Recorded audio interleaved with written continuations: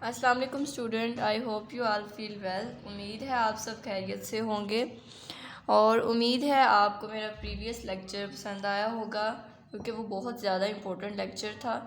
Next जो है आज लेक्चर में हम जो है law of mass of action की डेरिवेशन को डिस्कस करेंगे।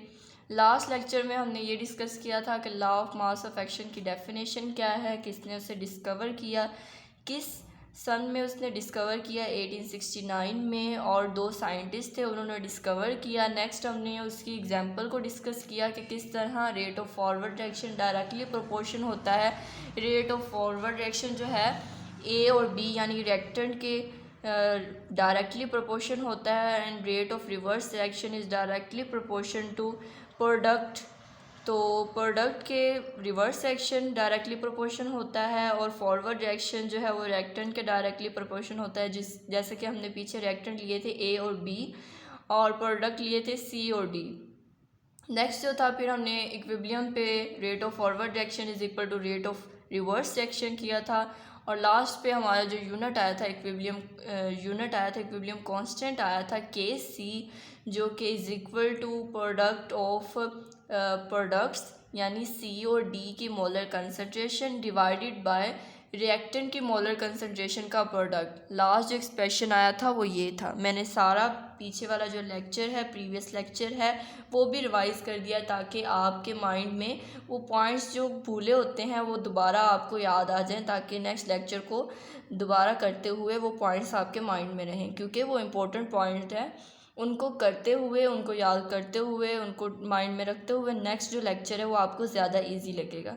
नेक्स्ट जो है वो law of mass of action की डेरिवेशन है, उसको हम डिस्कस करते हैं। उससे पहले मेरी आपसे रिक्वेस्ट है कि मेरे चैनल को सब्सक्राइब करें, बेल आइकन प्रेस करें और लाइक और कमेंट लाजमी तौर पर करें और अपने फ्रेंड्स के साथ इसको लाजमी तौर पर शेयर करें ताकि वो भी इससे बेनिफिट हों और वो भी इस तरह की इंफॉर्मेशन के बारे में जान सकें। नेक्स्ट हम स्टार्ट करते हैं डेरिवेशन को।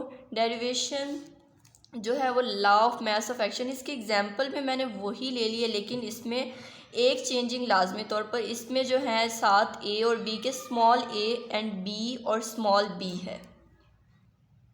यह आपको पता होगा कि ए जो है साथ ये इसके मोल्स हैं और जो कैपिटल ए है वो इसका रिएक्टेंट है। इसी तरह ये भी हम देख लें कि बी जो है वो मोल है and capital B is the reactant.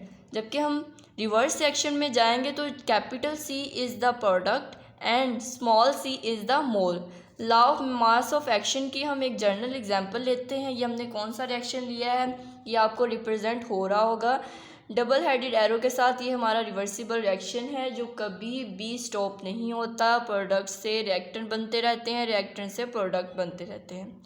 Next ये रिएक्शन जो है ये कितने रिएक्शंस पे डिपेंड करता है, कितने इसमें रिएक्शंस हैं। एक दो तरह के रिएक्शन होते हैं, फॉरवर्ड रिएक्शन और रिवर्स रिएक्शन। तो ये रिवर्सिबल रिएक्शन है तो इसमें फॉरवर्ड रिएक्शन भी होगा और रिवर्स रिएक्शन दोनों होंगे। नेक्स्ट हम इसकी डेफिनेशन को डिस्कस करते हैं कि इसकी डेफिनेशन क्या है। Law of mass of action की पहले भी हमने डेफिनेशन डिस्कस की है, अब मोल्स के हिसाब से इसकी डेफिनेशन क्या होगी उसको हम डिस्कस करते हैं। इन सिंपल वर्ड्स मैं पहले ही आपको बता देती हूँ कि इसकी डेफिनेशन में क्या है कि रेट ऑफ केमिकल रिएक्शन जो है वो डायरेक्टली प्रोपोर्शन। अब डायरेक्टली प्रोपोर्शन और इनवर्सली प्रोपोर्शन का मैंने कॉन्सेप्ट आपको पहले भी दिया है कि डायरेक्टली प्रोपोर्शन में एक चीज़ के बढ़ने से दूसरी चीज़ भी बढ़ती है। इनवर्सली प्रोपोर्शन में ये है कि एक चीज़ के बढ़ने से दूसरी चीज़ बिल्कुल भी नहीं बढ़ती, वो कम हो जाती है। ये डायरेक्टली प्रोपोर्शन इनवर्सली प्रोपोर्शन का कॉन्सेप्ट है। नेक्स्ट जो है रेट ऑफ केमिकल रिएक्शन है वो डायरेक्टली प्रोपोर्शन है प्रोडक्ट ऑफ रिएक्टेंट्स पे। प्रोडक्ट ऑफ रिएक्टेंट के डायरेक्टली प्रोपोर्शन है is equal to raise to power the moles, number of moles के भी वो इक्वल है।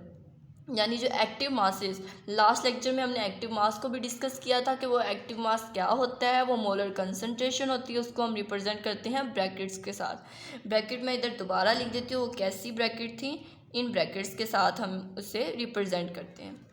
नेक्स्ट जो है वो mole concentration raise to power the mole concentration, मतलब नंबर ऑफ मोल्स के। मोलर कंसंट्रेशन में तो वो आ जाएंगे रिएक्टेंट्स, यानी रिएक्टेंट का प्रोडक्ट और मोलर कंसंट्रेशन और raise to power to the number of moles. अब डेफिनेशन को हम डिस्कस करते हैं कि डेफिनेशन क्या है हमारी। तो डेफिनेशन ये है कि the rate of chemical reaction is directly proportion to product of molar concentration of its reactant reactant की मोलर कंसंट्रेशन के प्रोडक्ट के इक्वल है यानी डायरेक्टली प्रोपोर्शन है, raise to the power equal to number of moles in balance chemical reaction.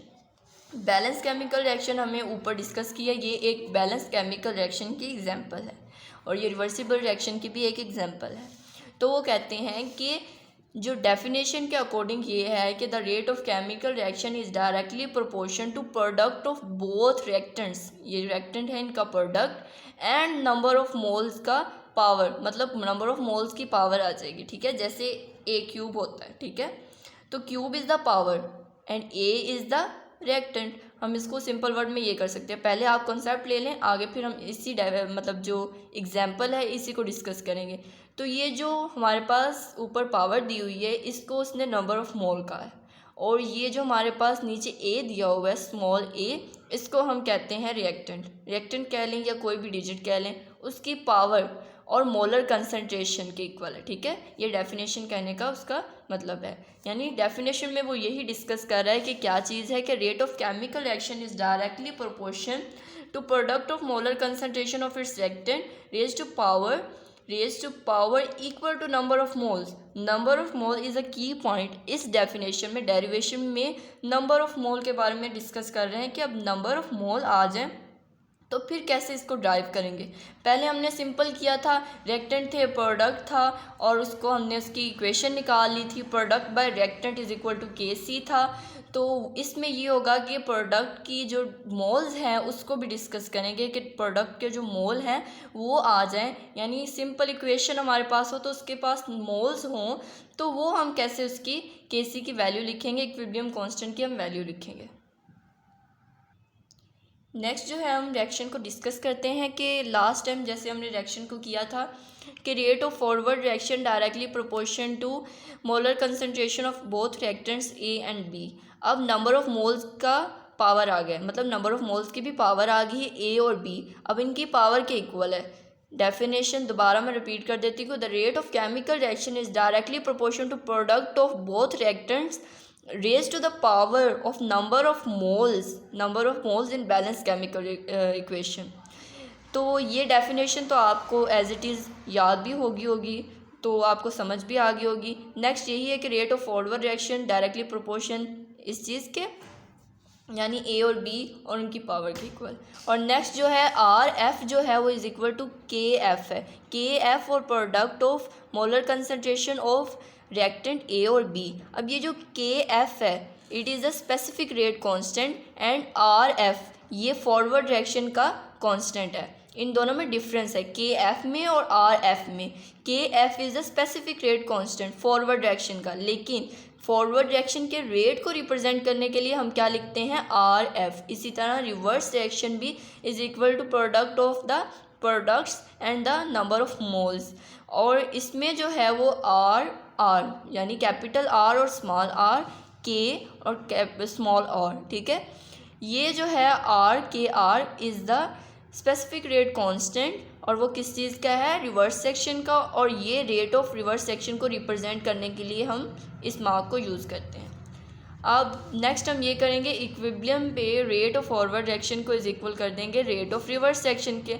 जब rate of forward reaction is equal to rate of reverse reaction होगा तो जो हमने ऊपर वैल्यूज़ निकाली हैं, यानी ये वाली और ये वाली, इसको हमने इक्वल करके लिख देना है। यानी R F is equal to R और स्मॉल आर, हमने इनकी वैल्यूज़ लिखनी है जो हमने डायरेक्टली प्रोपोर्शन के बाद उसको बनाया था, कैसे हमने इक्वेशन को बनाया था, वो 1 और 2 हमने इधर लिख दी।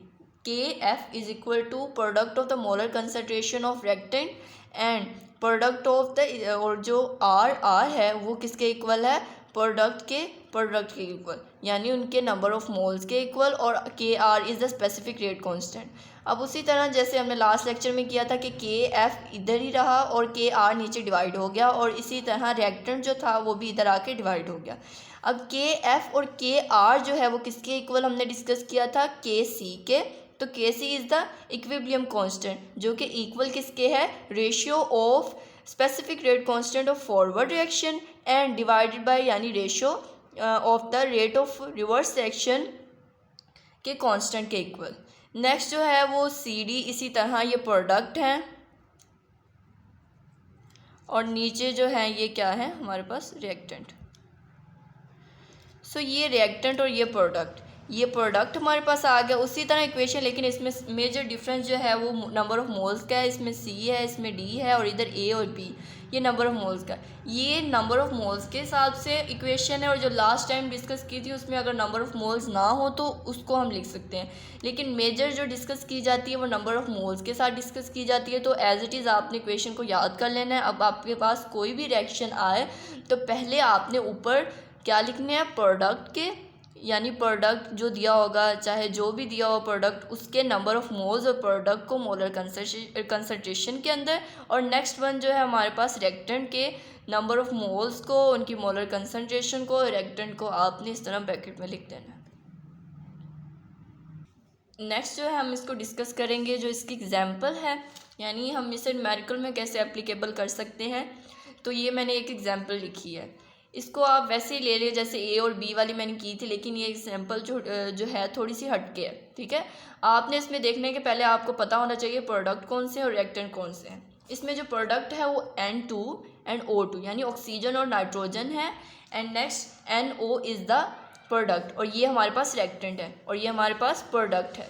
दोबारा मैं रिपीट कर रही हूँ कि ये हमारे पास रिएक्टेंट है और ये हमारे पास प्रोडक्ट है। अब उसी तरह रेट ऑफ फॉरवर्ड रिएक्शन को इक्वल करना है रिएक्टेंट के इक्वल, रिएक्टेंट के प्रोडक्ट। इसमें नंबर ऑफ मोल्स नहीं है, रिएक्टेंट में हमारे पास नंबर ऑफ मोल नहीं है, फॉरवर्ड रिएक्शन में हमारे पास नंबर ऑफ मोल्स नहीं है। तो नंबर ऑफ मोल की जगह आपने कुछ भी नहीं लिखना, यानी इसकी पावर 1 है तो 1 को हम अगर अंदर वाली जो डिजिट है, यानी अंदर वाला जो रिएक्टेंट दिया हुआ एलिमेंट दिया हुआ इसके साथ मल्टीप्लाई करेंगे तो एज इट इज़ वैसा ही एलिमेंट आ जाएगा ना। वो एक में मतलब एक में तो होगा लेकिन वो दो नहीं होंगे, मतलब एक ही रहेगा। लेकिन रेट ऑफ रिवर्स रिएक्शन में नंबर ऑफ मोल हमें दिया हुआ है जो कि हमारे पास 2 है, 2 नंबर ऑफ मोल है। R और small r is equal to NO, और ऊपर क्या आ गया, नंबर ऑफ मोल्स आ गया। तो हम इसकी इक्विलिब्रियम कांस्टेंट एक्सप्रेशन लिखते हैं, तो वो क्या बनेगी हमारे पास Kc is equal to product divided by reactant यानी फॉरवर्ड रिएक्शन, और ऊपर क्या आ जाएगा हमारे पास reverse reaction NO and molar concentration में इसकी पावर लिख दी, और नीचे जो हमारे पास है N2 एंड O2 ये हमारे पास क्या आ गए रिएक्टेंट, जो कि हमारी क्या है इक्विलिब्रियम कांस्टेंट एक्सप्रेशन। अब ये एक हमारे पास और जो है वो एग्जांपल है, इसमें भी इसी तरह करेंगे कि प्रोडक्ट को हम ऊपर लिख देंगे। हम डायरेक्ट करते हैं, Kc इज इक्वल टू हमारे पास प्रोडक्ट क्या है NH3 अमोनिया, और इसकी मोलर यानी नंबर ऑफ मोल्स क्या दिए हुए हैं 2 divided by N2 is the nitrogen और H2 इज़ द हाइड्रोजन। जब नाइट्रोजन और हाइड्रोजन मिक्सअप होते हैं तो क्या बनता है हमारे पास अमोनिया। अमोनिया के कितने मोल्स बनते हैं 2 मोल्स बनते हैं, और हाइड्रोजन के हमने कितने नंबर ऑफ मोल्स यूज़ किए हैं 3, तो एज इट इज़ हमने इधर 3 लिख देना है। तो ये हमारे पास क्या बन जाएगा इक्विलिब्रियम कांस्टेंट एक्सप्रेशन।